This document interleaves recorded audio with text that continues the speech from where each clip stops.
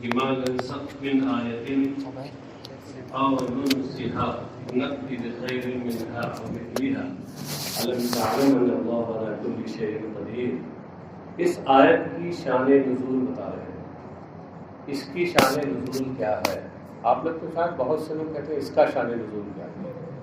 ہم تو شان کو مؤنث جانتے ہیں اور اس کا آپ لوگ بڑے لوگ ہیں شان مذکر ہوں تو ہم تو یہی کہیں گے کہ اس کی شان نزول کیا ہے. ہاں سنا ہے بہت سے لوگوں نے. شان نزول اس کی بیان کر رہے ہیں کہ جب نسخ کے معاملے میں کفار نے نبی اکرم صلی اللہ علیہ وسلم پر طعن کیا اور یہ کہا کہ محمد اپنے ساتھیوں کو آج کسی بات کا حکم دیتے ہیں اور کل اسی سے وہ منع کر دیتے ہیں. یہ عجیب ان کا معاملہ ہے. ان کیا نسخ ہوتا رہتا ہے. آج کسی چیز کا حکم دیا اور کل کہا کہ نہیں یہ نہیں کرنا ہے. آج کہہ رہے کرنا ہے کل کہہ رہے نہیں کرنا. عجیب آدمی. تو نسخ کے معاملے میں جب انہوں نے طعن و تشنیع کی تو نزلہ تو یہ آگے آنے والی آیت نازل ہوئی. نزلہ کا فاعل ہے یہ آگے کلام الہی میں. ما ننسخ من آیت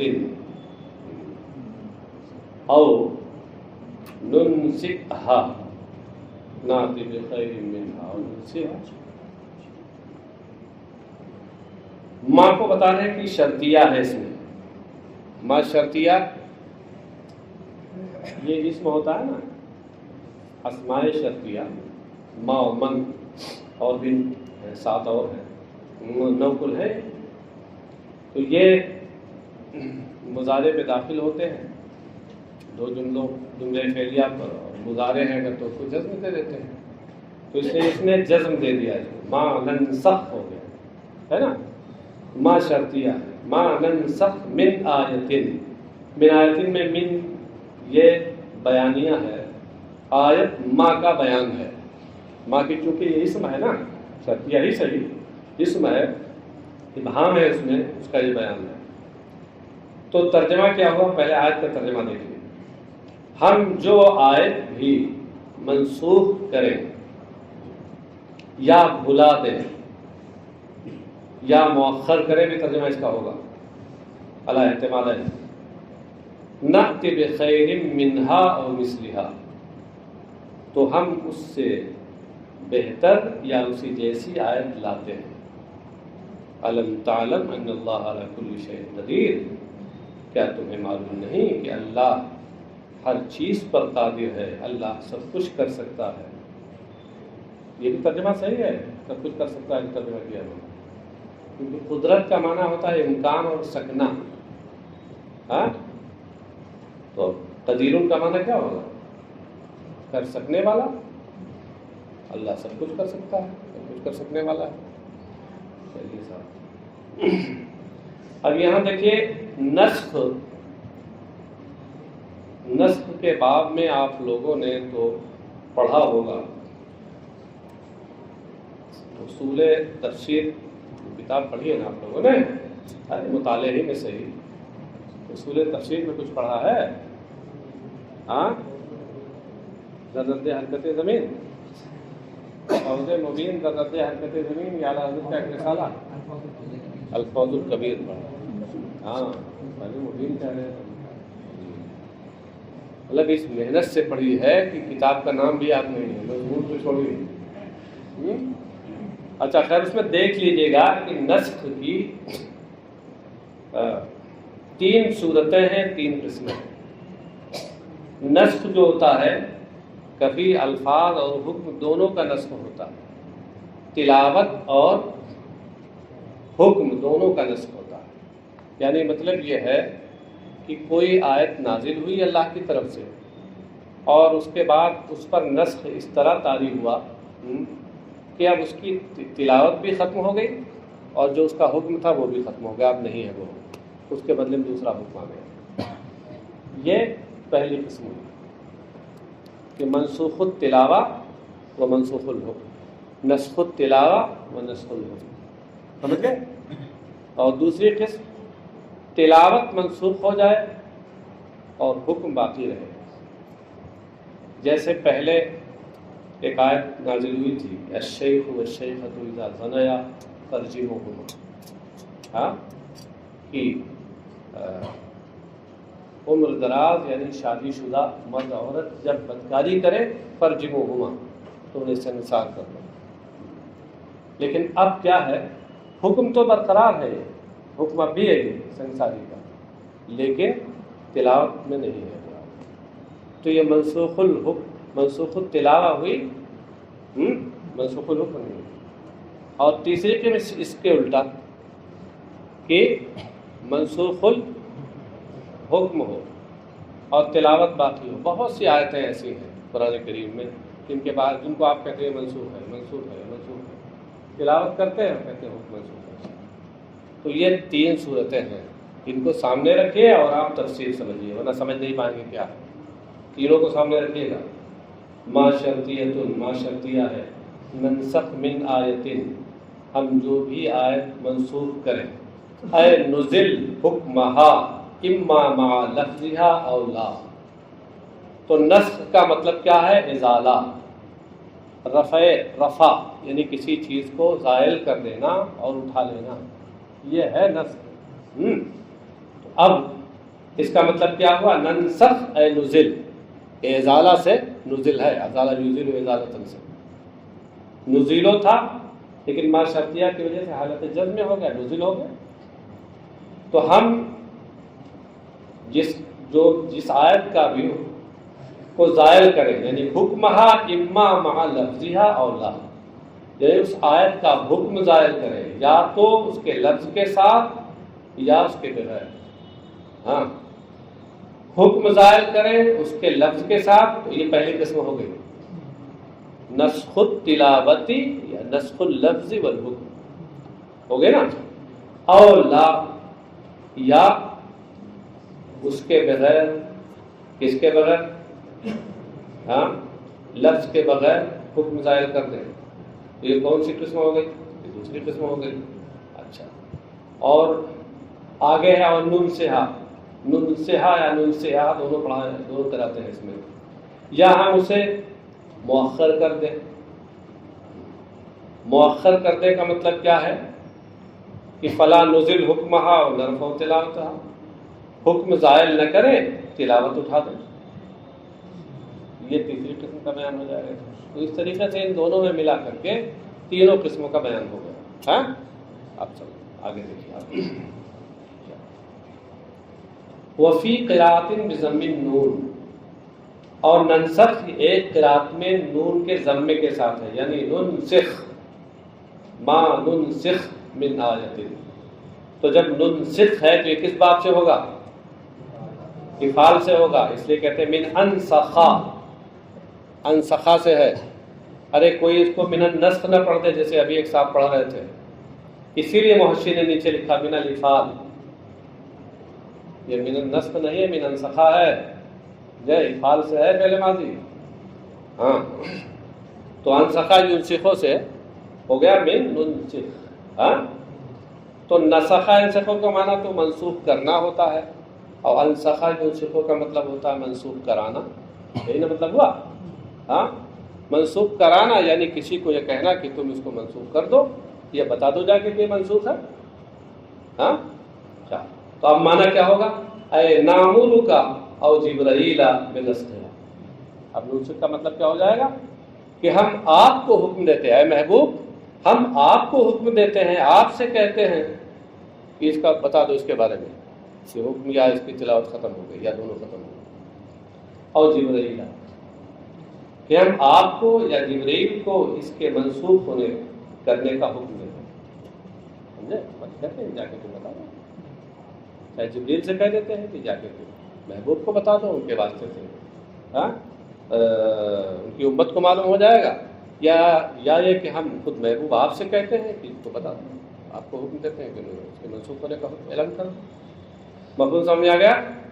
تو اس میں 2 قراءتیں ہو گئی، ننسخ ننسخ، مطلب کیا ہے وہ واضح ہو گیا. اور ننسخھا،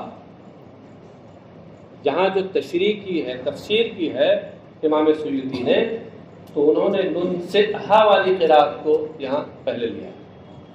ننسئھا یہ انسا ینسئ انساء باب افعال سے. انسا ینسئ انسان کا معنی ہوتا ہے مؤخر کرنا.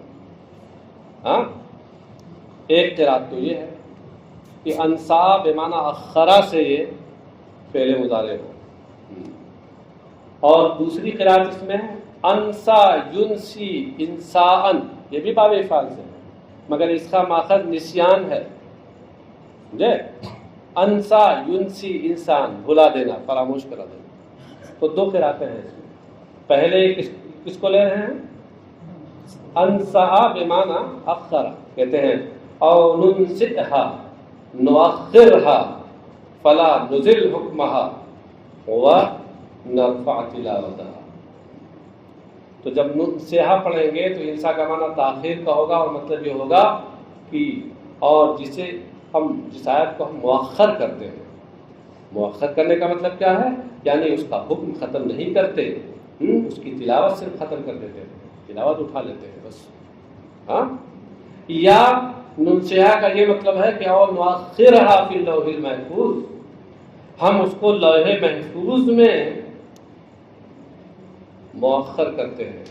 یہ مؤخر کرنے کا یہاں کیا مطلب ہے؟ محشی نے آپ کی مدد کی، بڑے مددگار ہیں آپ کے، کہہ رہے ہیں یعنی نترکھا، پیچھے لکھ دیا نا. لوح محفوظ میں ہم مؤخر کرتے ہیں، یعنی لوح محفوظ میں اس کو چھوڑ دیتے ہیں. یہاں سے تو اٹھا لیتے ہیں قرآن سے، لوح محفوظ میں اس کو باقی رکھتے ہیں. یہ مطلب ہے. یہ کب ہوگا؟ مطلب جب اس کو انسا ینسئ سے مانے. انسا ینسئ یہ مانا اخرا یؤخر. کہتے ہیں وفی قراءۃ بلا حمز، اور ایک اس قراءت میں تو ننسئھا ہے حمزہ کے ساتھ، ہاں، اور ایک قراءت میں بلا حمزہ کے ہے. یہ نسیان سے ماخوذ ہے. نسیان سے ماخوذ ہونے کا مطلب یہ نہیں ہے کہ نسیہ انسا سے بنا ہے، بلکہ مطلب یہ ہے کہ اس کا ماخذ نسیان ہے. باب تو وہی افعال ہے مگر ماخذ نسیان ہے.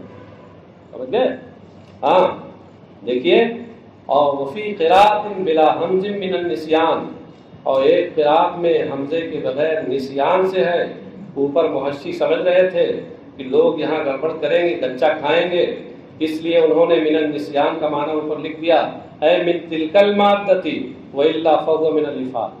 اوپر لکھا نا، یعنی مادہ نسیان، مادہ نہیں بلکہ مادہ بھی کہنے میں چوک ہے. ماخذ نسیان، نسیان مادہ تھوڑا ہے، مادہ تو نسین یہ ہے، الف نون تو زائد ہے، اس میں ماخذ کہنا چاہیے، مادہ نہیں کہنا چاہیے. ہاں الا یہ کہ ہم ان کی طرف سے یہ تعبیر کریں کہ کبھی کبھی ماخذ کو بھی مادہ لوگ کہہ دیتے ہیں، تعبیر کر سکتے. اے ننسکھا ونمحھا من قلبک. تو جب یہ انسا ینسی سے ہو جائے جس کا معنی بھلا دینا، تو مطلب یہ ہوگا کہ جس آیت کو بھی ہم آپ سے فراموش کرا دیں اور آپ کے قلب مبارک سے اس کو محو کر دیں، تو نأتی بخیر منہا ومثلہا، تو ہم ایسی کوئی آیت لاتے ہیں جو اس سے بہتر یا اسی جیسی ہو.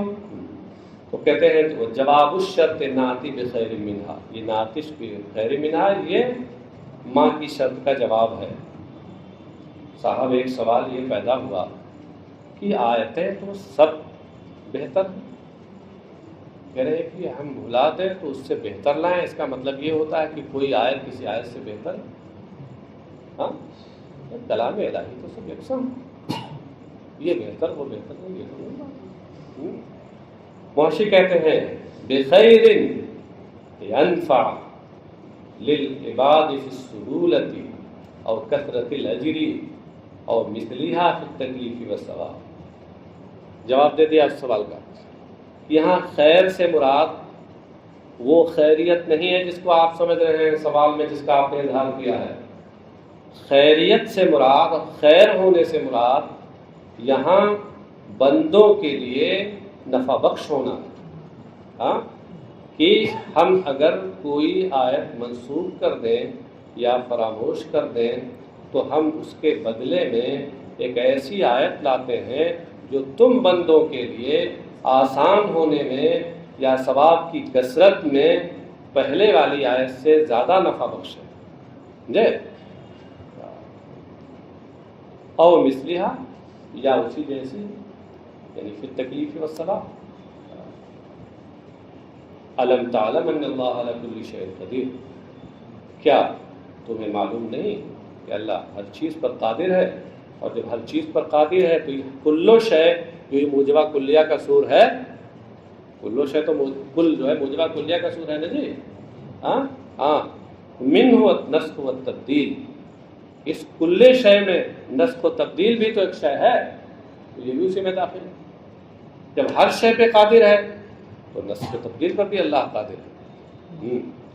اوپر کہا کہ ہم لاتے ہیں اور یہاں کہے اللہ قادر ہے. اس میں ظاہر بمنزل غائب ہوتا ہے، اس میں جلالت، اس میں ظاہر کو یہاں ذکر کیا، جبکہ اس سے پہلے اللہ تعالیٰ نے اپنے لیے جو صیغہ ذکر کیا ہے وہ کیا ہے؟ متکلم کا صیغہ، اور یہاں گویا اب غائب کا صیغہ ذکر کیا. تو یہ التفات ہو گیا، التفات من التکلم الی الغیبہ. ہاں اب اس میں کہتے ہیں علم تعلم میں جو استفہام ہے یہ استفہام تقریری ہے. استفہام انکاری استفہام تقریری سے پہلے بتا چکے ہیں، دونوں نفی کے معنی میں ہوتا ہے. فرق صرف اس کے جگہ کا ہوتا ہے، کس محل پر وہ داخل ہوا.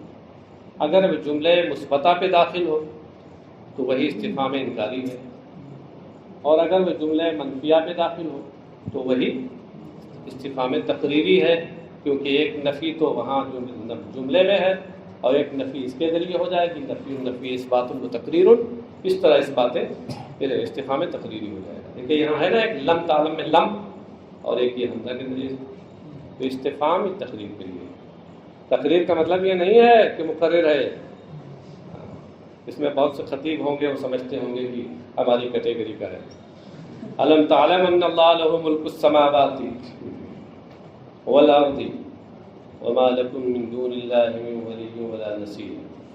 ایک صاحب وہاں گئے حج کرنے کے لیے مدینہ طیبہ، تو وہ اعلیٰ حضرت کے خلیفہ تھے ضیاء الدین مدنی رحمۃ اللہ علیہ. تو ان کے مکان میں وہاں مجلس میلاد عام طور سے ہوتی رہتی تھی. مجلس میلاد ہو رہی تھی تو یہ ہندوستانیوں کا وفد بھی پہنچا. تو ممبئی کے ایک مولانا صاحب تھے، تو لوگوں نے سوچا کہ یہ خطیب ہیں تو ان کو کھڑا کر دیا جائے. تو ان صاحب ان کو اردو میں تقریر کرنا چاہیے تھا. اب سوچا عرب میں آیا جو عربی میں شروع کرے، تو کہنے لگے انی لست بمقرر ولکن اکرر تقریرا. سمجھے؟ حضرت فرما رہے تھے کہ میں مقرر نہیں ہوں مگر ایک تقریر کیے دیتا ہوں. اور وہ عرب سمجھ رہے تھے کہ میں رپورٹر نہیں ہوں مگر ایک رپورٹ دیے دیتا ہوں. سمجھے؟ ہاں تو اس لیے میں کہہ رہا ہوں کہ ایسا نہ ہو کہ یا جمیل ہوگی اس تقریر سے وہ اپنی والی تقریر نہ سمجھ لیں اور سوچے کہ یہ بھی ہماری کیٹیگری کا ہے. علم تعلم ان اللہ لہ ملک السماوات والارض وما لکم من دون اللہ من ولی ولا نصیر. کیا تمہیں معلوم نہیں، یہاں بھی وہ استفہام تقریری ہے، ہاں، کہ اللہ ہی کے لیے آسمانوں اور زمین کی بادشاہی ہے. آسمانوں اور زمین کی بادشاہی ہے، تو وہ جب بادشاہ ہے تو بادشاہ کو تو اختیار ہوتا ہے، یفعل فیہما ما یشاء، ان دونوں میں وہ جو چاہے کرے، اس کی جو مشیت ہو وہ کرے. وما لکم من دون اللہ اے غیرہ من زائدتن. ہاں تو دونا یہ غیرہ کے معنی میں ہے، کیونکہ دونا ایک کئی معنی کے لیے آتا ہے، یہ مشترک لفظ ہے. یہاں بتا دیا یہ غیرہ کے معنی میں ہے، اور من زائدہ ہے. ولی حامی، نصیر مددگار. ترجمہ کیا ہوگا؟ اور اللہ کے علاوہ تمہارا کوئی حامی اور مددگار نہیں. تمہارا کوئی حامی نہیں جو تمہاری حفاظت کرے، تمہیں بچائے. ولا نصیرن، اور تمہارا کوئی مددگار ہے جو اس کے عذاب سے تم لوگوں کو اس کے عذاب کو تم لوگوں سے روکے اگر عذاب آ جائے تم تک. یہ نتا کو یہاں تک مفہوم ہو گیا. اصل میں ولی جو ہوتا ہے یہ ہر حامی کو نہیں کہتے، وہ حامی جو قریبی ہو، رشتہ دار اس کو کہتے ہیں ولی. اور نصیر مددگار کو کہتے ہیں، خواہ وہ قریبی رشتہ دار ہو یا نہ ہو. تو آپ غور کریں تو ولی اور نصیر میں عموم خصوص من وجہین کی نسبت ہوگی. 3 مادے تلاش کر لیجیے گا، ایک مادہ اجتماع کا اور 2 مادے اختلاف کے آسانی سے مل جائیں گے. وَالنَّزَلَ لَمَّا سَأَلَهُ أَهْلُ مَكَّةَ أَن يُوَسِّعَهَا وَيَجْعَلَ الصَّفَا ذَهَبًا أَمْ أَتُرِيدُونَ أَن تَسْأَلُوا رَسُولَكُمْ كَمَا سُئِلَ مُوسَى مِن قَبْلُ وَمَن يَتَبَدَّلِ الْكُفْرَ بِالْإِيمَانِ فَقَدْ ضَلَّ سَوَاءَ السَّبِيلِ. یہ جو آگے آیت کریمہ آ رہی اس کی شان نزول بتا رہے ہیں. کہہ رہے یہ آگے والی آیت کریمہ اس وقت نازل ہوئی جب اہل مکہ نے نبی اکرم صلی اللہ علیہ وسلم سے بات کی درخواست کی، مطالبہ کیا کہ یوسعھا ویجعل الصفا ذهبا، کہ وہ مکے کو کشادہ کر دیں اور کوہ صفا کو سونے میں بدل دیں. پورا کوہ صفا سونے میں بدل جائے. ہاں آپ کو اتنا اختیار رکھتے ہیں، نبی ہیں، ایسا کر دیجیے آپ. تو اس وقت آیت کریمہ نازل ہوئی. ام تريدون ان تسألوا رسولكم، مفسر کہتے ہیں ام بل اتريدون. یہ خیال رہے کہ بل کی 2 قسمیں ہیں. اس سے پہلے بھی ایک بار میں نے ذکر کیا تھا. بل نہیں، ام کی 2 قسمیں ہیں، ام متصلہ، ام منقطعہ. تو ام جو منقطعہ ہوتا ہے وہ بل مع الحمزہ کے معنی میں ہوتا ہے، بل اور حمزہ کے ساتھ بل کے معنی میں. تو ام کے بعد جب یہ لگا رہے ہیں کہ بل اتریدون، تو کیا اشارہ کر رہے ہیں کہ ام منقطعہ ہے، متصلہ نہیں. لہذا ام متصلہ کے لیے جو 3 شرطیں نحویوں نے بیان کی ہیں وہ یہاں مت تلاش کیجیے گا. 3 شرطیں کیا ہیں؟ ٹائم نہیں ہے، ہدایت النو اور دیگر نحو کی کتابوں میں دیکھ لیجیے گا، وہ موجود حروف عطف کے بیان میں موجود ہیں. 3 شرطیں ہیں اس کے لیے متصلہ ہونے کے لیے. بلکہ کیا تم یہ چاہتے ہو کہ اپنے رسول سے ایسی چیز کا سوال کرو جس طریقے سے موسیٰ سے سوال کیا گیا تھا، یعنی موسیٰ سے ان کی قوم نے سوال کیا تھا. سئلہ موسیٰ، اس میں سئلہ یہ فعل ماضی مجہول ہے نا، اور فعل مجہول کسے کہتے ہیں؟ جس کے فاعل کو حذف کر دیا جائے. تو ایسا تھوڑے ہوتا ہے اس کا کوئی فاعل ہی نہیں ہوتا ہے، فاعل ہوتا ہے مگر لفظ سے حذف کر دیا جاتا ہے. کیا فاعل ہے؟ مفسر نے ظاہر کیا سئلہ موسیٰ اے سألہ قومہ، قوم فاعل، سوال کرنے والی قوم تھی. جس طرح موسیٰ سے ان کی قوم نے سوال کیا تھا. من قبل، اس سے پہلے کیا سوال کیا تھا موسیٰ سے؟ من قولہم، یہ کما سئلہ میں جو ما ہے اس ما کا بیان ہے. من قولہم ارنا اللہ جہرۃ وغیر ذالک، جو یہ سوال کیا تھا کہ اللہ کو تم کھلم کھلا دکھا دو ہمیں. ہم اس وقت تک ایمان نہیں لائیں گے جب تک ہم اللہ کو کھلم کھلا نہ دیکھیں. ہاں، یا اور جیسے اور اس طرح کے بیتوکے سوالات کیے تھے، اجل لنا الہا کما لہم آلہہ. مشرکوں اور کافروں کے لیے جس طرح بہت سے معبود ہیں، ہمارے لیے بھی بہت سے معبود بنا دیجیے. یہ بیتوکے سوالات بنو اسرائیل کی طرف سے جیسے تھے قوم موسیٰ کی طرف سے، ایسے کیا تم لوگ اپنے اس رسول سے بھی سوال کر رہے ہو؟ رسول کا یہ سب کام ہے، پتھر کو سونے میں بدلنا، پتھر کو کھسکا کے یہاں سے وہاں پہنچا دینا، یہ کام ہے رسول کا؟ کہ رسول کا کام ہے اللہ کا حکم اور پیغام پہنچانا. یہ اور بات ہے کبھی ضرورت پڑتی ہے تو معجزہ دکھاتا ہے، وہ ایک الگ مسئلہ ہے. لیکن اس کا فرض منصبی یہ نہیں ہے کہ پہاڑ کو اکھاڑ کے وہاں سے الگ کر دے اور سونے میں تبدیل کر دے. یہ رسول کا فرض منصبی نہیں.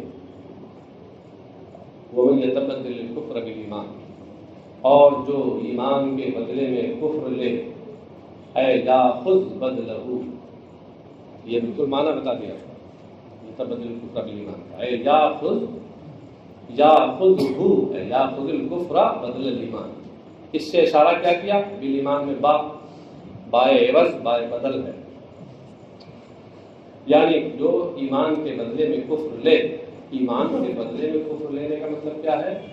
بترک النظر فی الآیات البینات واقتراح غیرہا، یعنی روشن نشانیوں میں غور و فکر چھوڑ کر، ترک کر کے، اور اس کے علاوہ کا مطالبہ کر کے. جو روشن نشانیاں ایک نبی کی نبوت اور رسول کی رسالت کے لیے کی حقانیت کے لیے جو روشن نشانیاں ہیں ان میں غور نہ کرے، ان کو چھوڑ کر کے وہ یہ کر دیجیے آپ، یہ کر دیجیے آپ، دوسرے کی تجویز رکھیں۔ اختراع کا مطلب مطالبہ کرنا اور تجویز رکھنا۔ فقد ضل سواء السبیل، تو وہ سیدھی راہ سے بھٹک گیا۔ سواء السبیل اخطا طریق الحق، اخطا یہ اللہ کی تفسیر ہے، سواء السبیل طریق الحق کی تفسیر ہے۔ ہاں بتا رہے ہیں والسواء فی الاصل الوسط، اور سوا اس کے وضعی معنی اور اصلی معنی بیچ کے ہیں۔ تو سواء السبیل کا معنی کیا ہوا؟ وسط السبیل، اور جو طریق حق ہوتا ہے وہ بیچ ہی والا راستہ ہوتا ہے، سیدھا راستہ وہی ہوتا ہے۔ یہ بالکل جو آپ کی ناک کے سیدھے چلا گیا یہ سیدھا راستہ، اب اس کے اگل بغل دائیں بائیں جتنے راستے آپ بناتے جائیں گے سمجھے، وہ راستے سب ٹیڑھے ہوتے جائیں گے۔